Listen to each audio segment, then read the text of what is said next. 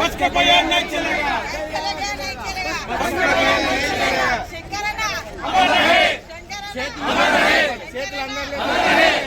जोहार शंकर गौड़, जोहार जोहार शंकर गौड़, जोहार जोहार शंकर गौड़, जोहार जोहार। आरटीसी కార్మికుల ఐక్యత వర్ధిల్లాలి, ఆర్టీసీ కార్మికుల ఐక్యత వర్ధిల్లాలి, నెరవేర్చాలి ఆర్టీసీ కార్మికుల డిమాండ్లను వెంటనే నెరవేర్చాలి, నెరవేర్చాలి ఆర్టీసీ కార్మికుల We want justice, we want justice, we want justice, we want justice, we want justice, we want justice, we want justice. अमर रहे शंकर गौड़, अमर रहे शंकर गौड़।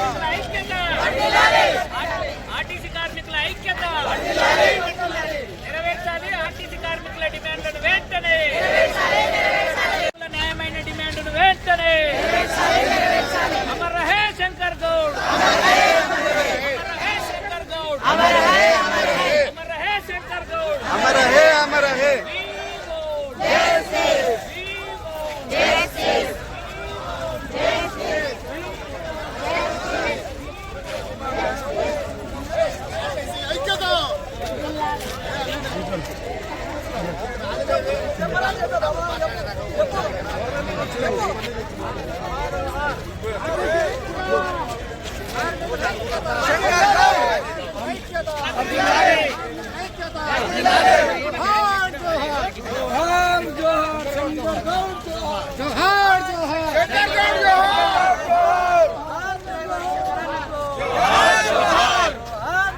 శంకరన్నకు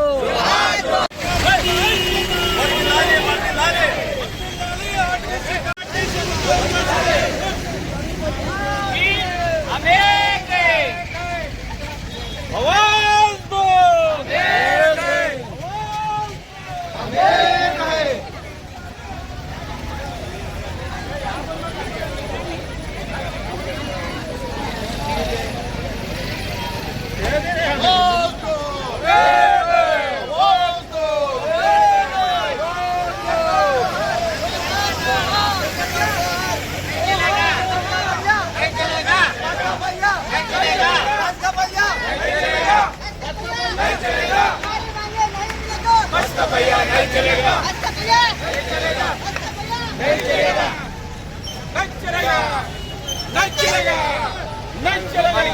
गुड मॉर्निंग, मैं गुड मॉर्निंग। जोहार जोहार।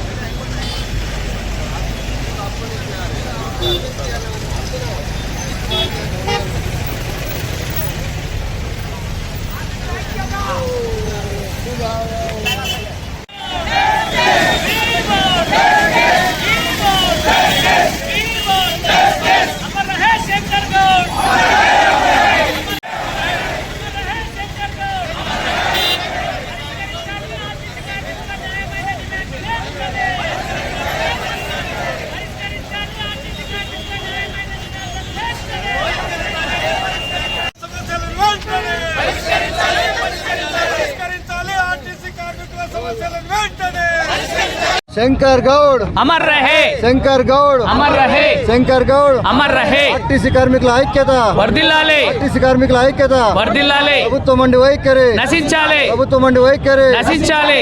మిత్రులారా, ఈరోజు సమ్మె ఆర్టీసీ సమ్మె 3వ రోజుకి చేరుకున్నది. ప్రభుత్వం ఇచ్చిన హామీల మేరకే మేము ఆర్టీసీని ప్రభుత్వంలో అపాయింటెడ్ డే అడిగినాం, విలీనం అడగలే. విలీనం ఎప్పుడో అయిపోయింది.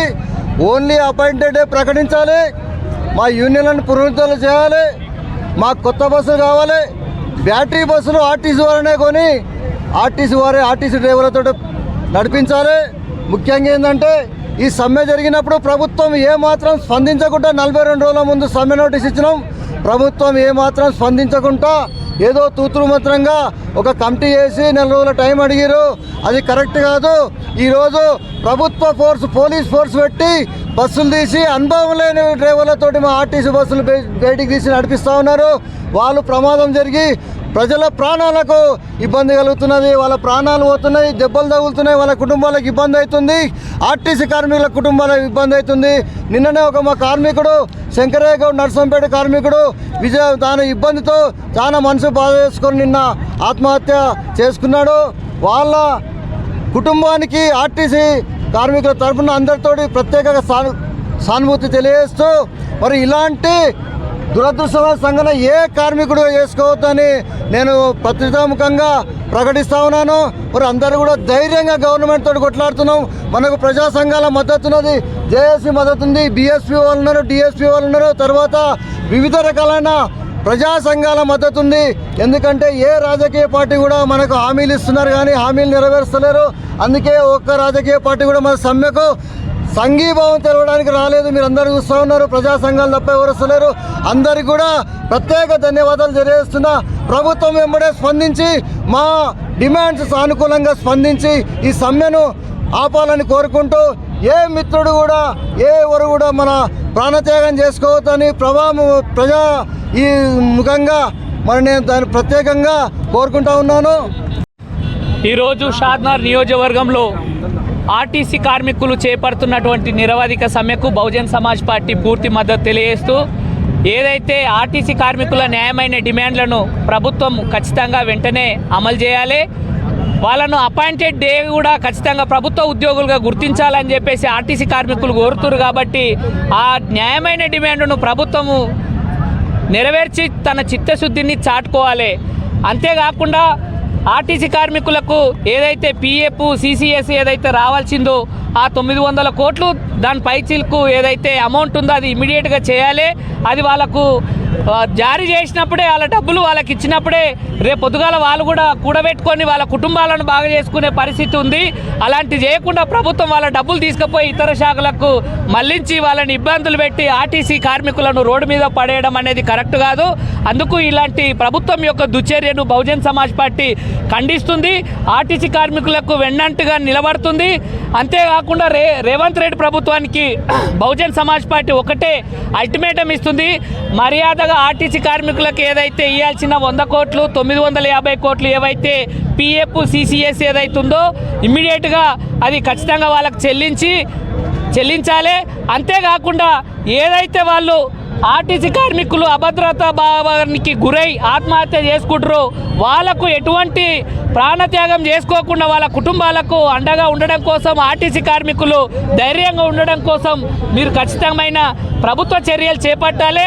కమిటీల పేరుతోటి కాలయాపన వేసి ఆర్టీసీ కార్మికులను రోడ్డున పడేస్తామంటే ప్రజా సంఘాలు బహుజన్ సమాజ్ పార్టీ ఆర్టీసీ కార్మికులు అంటే ఏదో దిక్కులేని సంస్థ కాదు, ప్రజలతో అన్ని రకాలుగా సంబంధం ఉన్న సంస్థ. ఆర్టీసీ కార్మికులకు అన్యాయం జరిగితే రేపు పొద్దుగాల అన్ని రాజకీయ పార్టీలు ప్రజా సంఘాలు పొద్దున ఆర్టీసీ వాళ్ళు పొద్దుగాల తీసుకుపోయే రైతులు కూరగాయలు అమ్ముకునే రైతులు వస్తారు, వాళ్ళే కాకుండా చదువుకునే తల్లిదండ్రులు వస్తారు, పాలమ్ముకునే పాల వ్యాపారులు, అన్ని సమాజంలో ఉన్న అన్ని సంఘాలు కూడా ఈ ఆర్టీసీ కార్మికులకు అండగా నిలబడడానికి వస్తారు. నువ్వు ఆర్టీసీ కార్మికులను తీయడం కాదు రేవంత్ రెడ్డి, రేపు పొద్దుగాల ఆర్టీసీ కార్మికులు ఈ ప్రజలు తలుచుకుంటే రేపు నీ సీఎం కుర్చీకి ఎసరు వచ్చి రేపు పొద్దుగాల నువ్వే ఇంటికి పోవాల్సిన పరిస్థితి ఉంటుంది. కాబట్టి మర్యాదగా న్యాయమైన డిమాండ్ను నెరవేర్చాలని చెప్పేసి బహుజన్ సమాజ్ పార్టీ తరఫున మేము డిమాండ్ చేస్తున్నాం.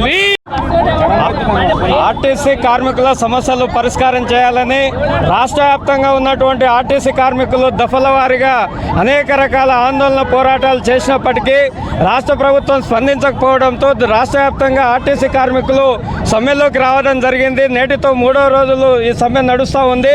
వాళ్ళు అడిగేటి గొంతమ్మ కోరికలు కాదు. ఈరోజు ప్రభుత్వం వచ్చిన తర్వాత రేవంత్ రెడ్డి గారు గతంలో ఆర్టీసీ కార్మికులు సమ్మె చేసినప్పుడు ఈ ఆర్టీసీని ఆదుకుంటాం, ఆర్టీసీ ఆర్టీసీని ప్రభుత్వ ఉద్యోగులకు గుర్తిస్తాం, మేము విలీనం చేసుకుంటామని చెప్పేసి రకరకాల మాటలు చెప్పడం జరిగింది.